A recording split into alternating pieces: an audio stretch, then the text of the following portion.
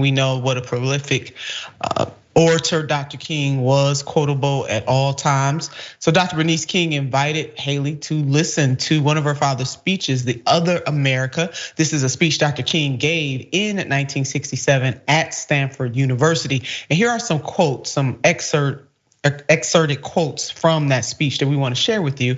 This one I like to use as a subject from which to speak this afternoon, The Other America. And I use this subject because there are literally two Americas. One America is beautiful for our situation, and in a sense, this America is overflowing with the miracle of prosperity and honey of opportunity. This America is the habitat of millions of people who have food and material necessities for their bodies, and culture and education for their minds, and freedom and human dignity for their spirit. In this America, millions of people experience every day the opportunity of having life, liberty, and the pursuit of happiness in all of their dimensions. Again, this is Dr. Reverend Martin Luther King Jr. But tragically and unfortunately, there is another America. This America has a daily ugliness about it that constantly transforms the buoyancy of hope into the fatigue of despair. In this America, millions of work-starved men walk the streets daily in search of jobs that do not exist. In this America, millions of people find themselves living in rat-infested, vermin-filled slums. Go ahead, Dr. King.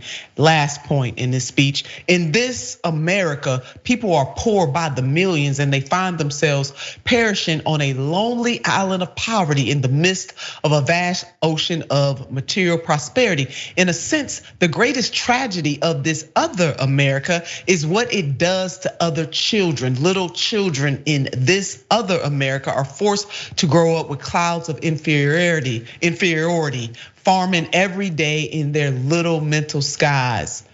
And as we look at this other America, we see it as an arena of blasted hopes and shattered dreams. So Jackson, Dr. King was really laying out the argument and really dissuading anybody. Like he wanted to make sure everybody understood that there are two realities in this country, one for the haves and another one for the have-not. One that uplifts and edifies, and another one that causes hopelessness and despair. And this is what Dr. Bernice King invited Governor Nikki Haley. So just in case you don't know, you need to take a look.